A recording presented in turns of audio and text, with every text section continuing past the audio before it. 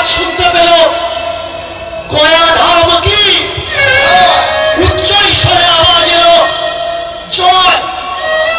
গরুর গাড়ির চালক বলে উঠলে ও বাবু বাবু আমরা ঝাড়খণ্ড পেরিয়ে গয়া ধামে এসে গেছি গো। গয়া ধামে ওই দেখছো না আওয়াজ হচ্ছে, জোরে জোরে গান বাজনা চলছে, ওই দেখছো না মন্ত্রধ্বনি উচ্চারণ হচ্ছে। এবার বউটা তাড়াতাড়ি করে বলে দেরি নয় চলে গাড়ি চালাও।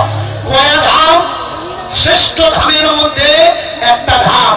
এই গয়া যে ফল্গু নদী, তার হাওয়া যদি কারোর গায়ে লাগে তার পবিত্র দেহ পবিত্র হয়ে যায়।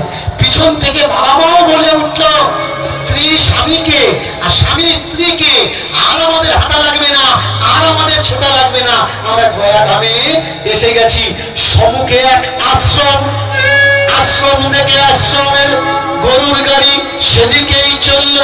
গরুর গাড়ি থেকে নেমে পুণ্ডরিক বলে উঠল এই যে কে আছো বাবাজিরা, কে আছো?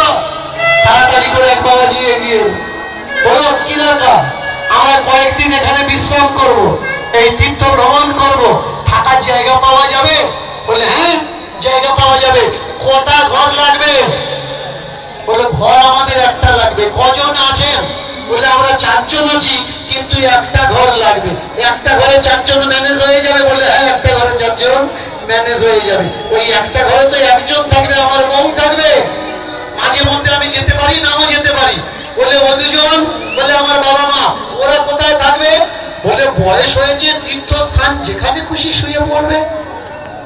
নিজের বউয়ের বেলা ঘর আর বাবা মায়ের বেলা যেখানে খুশি সেখানে শুয়ে পড়বে।